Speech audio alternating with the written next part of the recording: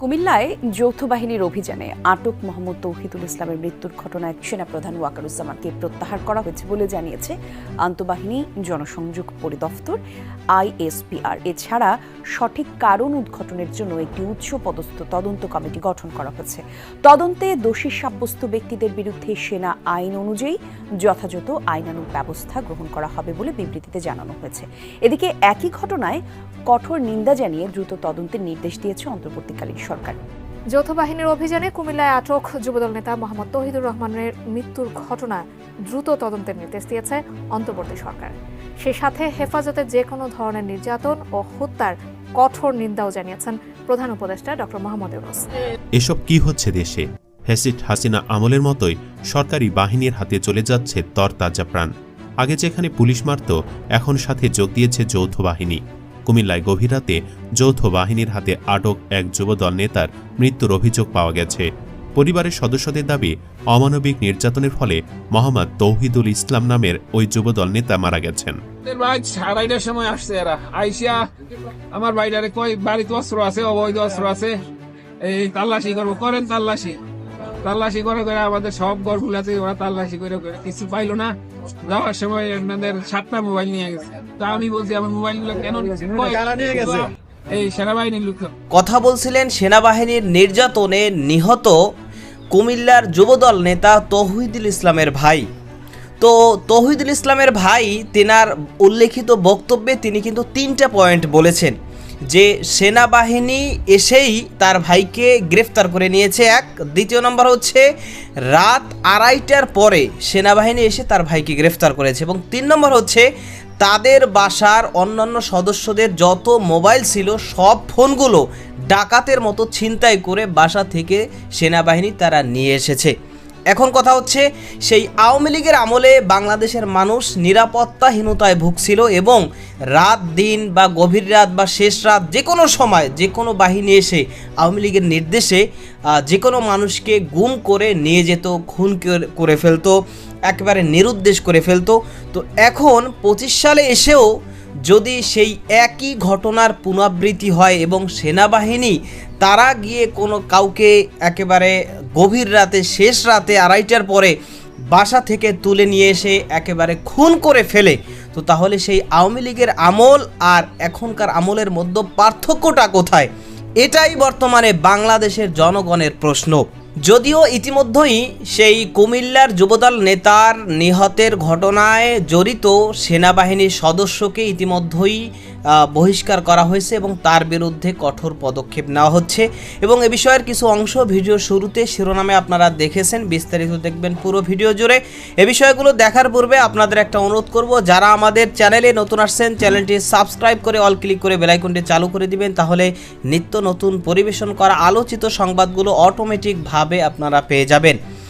দর্শক, চলুন আমরা দেখব যে কুমিল্লায় সেই যুবদল নেতার খুনের ঘটনায় জড়িত সেনাবাহিনীকে যে বহিষ্কার করা হয়েছে সেটা এবং তার বিরুদ্ধে কি কি কঠোর পদক্ষেপ নেওয়া হচ্ছে সেটা আমরা দেখব। তার পূর্বে আমরা একটু দেখে আসি যে কিভাবে মূলত সেনাবাহিনী তাদেরকে গ্রেফতার করে নিয়ে কিভাবে সেই যুবদল নেতা তৌহিদুল ইসলামকে একেবারে খুন করে ফেললো, এবং এই বিষয় নিয়ে বাংলাদেশের সচেতন মহলরা কে কি বলছে, এটা কিছু অংশ আমরা দেখে এরপর ওই বিষয়টা দেখব। ধৈর্য ধরে একটা লাইক দিয়ে ভিডিওটি দেখতে থাকুন এবং আপনার মতামত কমেন্টে লিখতে থাকুন।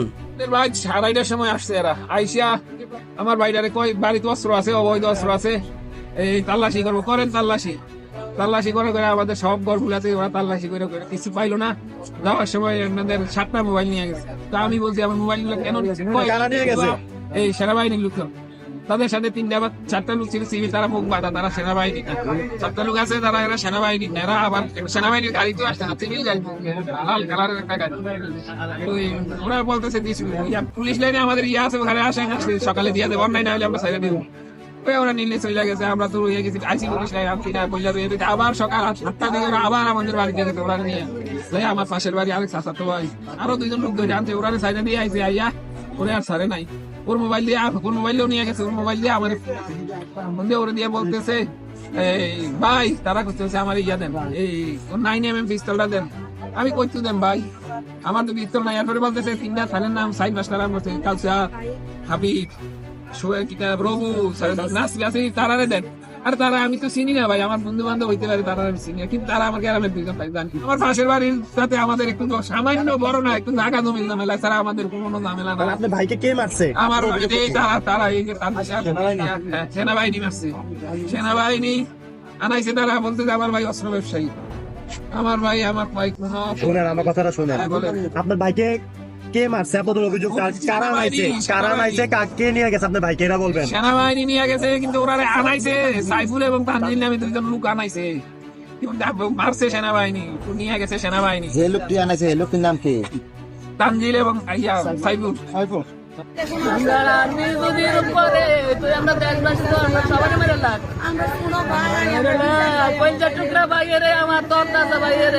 এসব কি হচ্ছে দেশে? ফ্যাসিস্ট হাসিনা আমলের মতোই সরকারি বাহিনীর হাতে চলে যাচ্ছে তরতাজা প্রাণ। আগে যেখানে পুলিশ মারত, এখন সাথে যোগ দিয়েছে যৌথ বাহিনী। কুমিল্লায় গভীর রাতে যৌথ বাহিনীর হাতে আটক এক যুবদল নেতার মৃত্যুর অভিযোগ পাওয়া গেছে।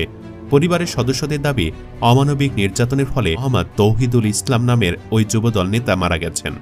এ নিয়ে জনপ্রিয় ইসলামী লেখক আরিফ আজাদ একটি পোস্ট করেছেন ফেসবুকে। জানিয়েছেন, নিহত ভাইটি 4 কন্যা সন্তানের জনক। ব্যক্তিগত জীবনে তিনি খুবই ধার্মিক ছিলেন, তার পরিবারও। তৌহিদুল ইসলামের স্ত্রী ইয়াসমিন নাহার বলেন, আমার 4টি মেয়ে এখনও ছোট। আমি জানি না কিভাবে তাদের নিয়ে বাঁচব। আমার স্বামী কোনো অপরাধ করেনি, তাকে কেন নির্যাতন করে হত্যা করা হলো? আমি পুরো ঘটনার সঠিক তদন্ত এবং বিচার চাই। ঘটনাটি নিয়ে আরিফ আজাদ বলেন, একটা তরতাজা মানুষ কাজ থেকে বাড়ি ফিরেছে, 4টে কন্যা সন্তান তার। সেনাবাহিনী আর পুলিশ মিলে স্রেফ মেরে ফেলল। এটা কোনো রাষ্ট্র? এটা কোনো বসবাসযোগ্য জায়গা দুনিয়ার? স্বৈরাচার আমলের ঘটনায় যদি এখনও রিপিট হবে, এতগুলো মানুষের জীবনের বিনিময়ে কেন আমরা ইউনূস সরকারকে ক্ষমতায় বসাইলাম? পরে তার পোস্টের কমেন্টে তৌহিদের স্ত্রী ও সন্তানদের একটা ছবি যুক্ত করে লিখেন, এই বাচ্চাগুলো বাবা কোথায় পাবে, কোথায় পাবে তার ভালোবাসার মানুষটাকে? উর্দি পরা এইসব খুনে বাহিনীর বিচার অবশ্যই হতে হবে। আরও অনেকে বলেছেন, এই বাচ্চাগুলো যদি রাষ্ট্রের কাছে প্রশ্ন করে কি কারণে তাদের বাবাকে হত্যা করা হয়েছে, রাষ্ট্রের পক্ষ থেকে কেউ কি এই উত্তর দিতে পারবে? জানা যায়, নিহত তৌহিদুল ইসলাম কুমিল্লার আদর্শ সদর উপজেলার পাঁচথুবি ইউনিয়ন যুবদলের আহ্বায়ক ছিলেন এবং তিনি ইটাল্লা গ্রামের বাসিন্দা। তিনি চট্টগ্রাম বন্দরে একটি শিপিং এজেন্টে চাকরি করতেন। গত রবিবার তার বাবা মুখলিসুর রহমানের মৃত্যুর খবর পেয়ে বাড়ি ফিরেছিলেন। শুক্রবার তার বাবার কুলখানি হওয়ার কথা ছিল। তৌহিদুলের মা প্রায় 20 বছর আগে মারা গেছেন। শুক্রবার বেলা 12টায় অসুস্থ অবস্থায় হাসপাতালে নেওয়া হলে চিকিৎসক তাকে মৃত ঘোষণা করেন। ঘটনার বর্ণনা দিয়ে তৌহিদুল ইসলামের ভাই সাদিকুর রহমান জানান, বৃহস্পতিবার দিবাগত রাতে তারা বাবার কুলখানির প্রস্তুতি নিচ্ছিলেন। রাত 2:30টার দিকে সেনাবাহিনীর সদস্যরা বাড়িতে আসেন। তাদের সঙ্গে পুলিশের পোশাক পরা কাউকে দেখা যায়নি, তবে সাদা পোশাকে 5 জন যুবক ছিলেন। তারা তৌহিদুলকে আটক করে। এরপর সবার মোবাইল ফোন কেড়ে নিয়ে ঘরে তল্লাশি করেন, কিন্তু কিছু পাননি। তৌহিদুলকে আটকের কারণ জানতে চাওয়া হলেও তারা কোনো উত্তর দেননি এবং তাকে গাড়িতে করে নিয়ে যান। সকালে আবারও সেনাবাহিনীর সদস্যরা বাড়িতে এসে ব্যাপক তল্লাশি করেন উল্লেখ করে সাদিকুর রহমান বলেন, তখনও কিছু পাননি। সকালেও তৌহিদুল তাদের গাড়িতে ছিলেন, তো তাকে গাড়ি থেকে নামানো হয়নি। দূর থেকে তাকে নিস্তেজ মনে হচ্ছিল। কুমিল্লা দক্ষিণ জেলা যুবদলের সদস্য সচিব ফরিদ উদ্দিন বলেন, তৌহিদুল ইসলামের বিরুদ্ধে কখনো কোনো অভিযোগ ছিল না। তিনি যুবদলের দায়িত্ব পালন করছিলেন। তার শরীরের বিভিন্ন স্থানে ইলেকট্রিক শক দেওয়ারও অভিযোগ রয়েছে। এমন একজন মানুষের মৃত্যু মেনে নেওয়া যায় না। আমরা পুরো ঘটনার তদন্ত চাই। এছাড়া অনেকে বলছেন, সেনাবাহিনীর মধ্যে লুকিয়ে থাকা রয়ের এজেন্টরাই কুমিল্লার বিএনপি নেতাকে তুলে নিয়ে হত্যা করেছে। তারা পরিকল্পনা করতেছে বিএনপির আরও কিছু নেতাকে এইভাবে তুলে নিয়ে গুপ্ত হত্যা করবে, সাথে আওয়ামী লীগের কিছু নেতাকেও এইভাবে তুলে নিয়ে হত্যা করা হতে পারে।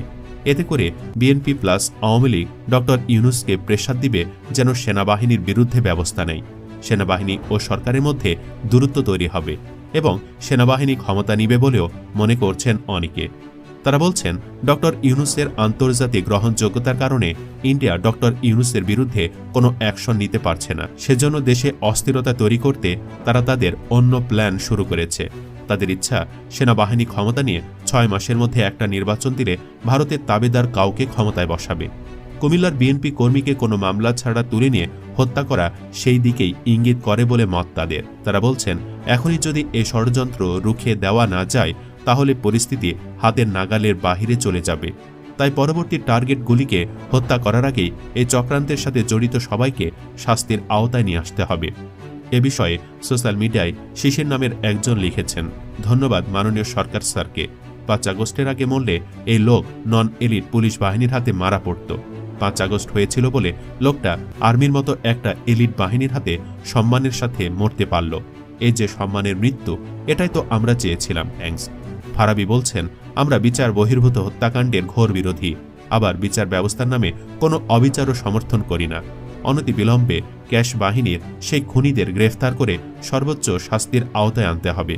তিনি বলেন, জানা যায় বাবার কুলখানি অনুষ্ঠানে অংশ নিতে তিনি চট্টগ্রাম থেকে নিঃশহর কুমিল্লায় এসেছিলেন।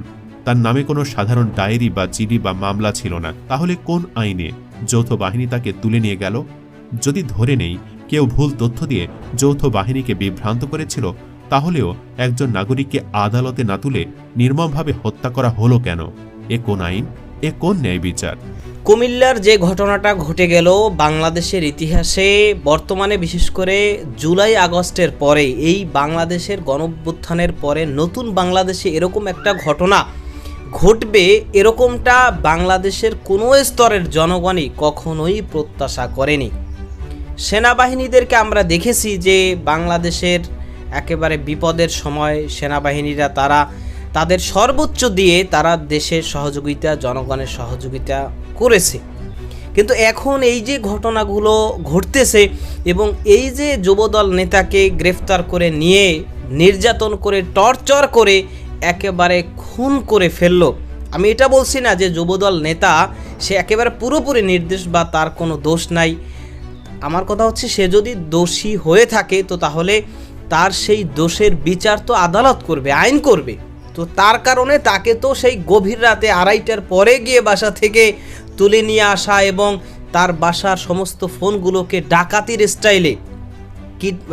ডাকাতির স্টাইলে ছিনতাই করে নিয়ে আসা এবং সেই ব্যক্তিকে একেবারে টর্চার, নির্যাতন করে, অমানবিক নির্যাতনের মাধ্যমে একেবারে খুন করে ফেলা, এই অধিকার সেনাবাহিনীকে কে দিয়েছে?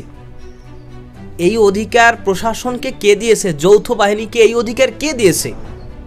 সে যদি কোনো অন্যায় করে থাকে, তার কোনো অন্যায় থাকলে সেটা সেনাবাহিনী গ্রেফতার করে আইনের হাতে তুলে দিলে, আদালতের হাতে তুলে দিলে আদালত যে বিচার করবে, আদালত আইন আছে বাংলাদেশে, সে আইন মোতাবেক বিচার হবে। কিন্তু সেনাবাহিনী তারা গ্রেফতার করে নিয়ে এসে, যৌথ বাহিনী মিলে গ্রেফতার করে নিয়ে এসে গভীর রাতে সেই আওয়ামী লীগের আমলে যেইভাবে মানবাধিকার লঙ্ঘন হতো, গুম হতো, মানুষ খুন হতো এবং নিরাপত্তাহীনতায় ভুগত, যে কোনো সময় যে কাউকে, যে কোনো বাহিনী এসে কোনো ধরনের কোনো অভিযোগ ছাড়াই যে আপনার বিরুদ্ধে এই অভিযোগ বা এই অভিযোগের ভিত্তিতে আপনাকে গ্রেফতার করা হচ্ছে বা আপনাকে তুলে নিয়ে যাওয়া হচ্ছে, কোনো ধরনের কোনো কথাই নাই। যে কোনো সময়, যে কোনো জায়গা থেকে হোক, বাড়ি হোক, রাস্তাঘাট হোক, বাজারঘাট, আর যেখানেই হোক, এরকম একটা ফিল্মি স্টাইলের মানে আতঙ্ক সবসময় জনগণের মধ্যে বিরাজ করত এবং জনগণ নিরাপত্তাহীনতায় ভুগত। তো সেই রকম ঘটনাই এখন আবার পুনরাবৃত্তি ঘটল।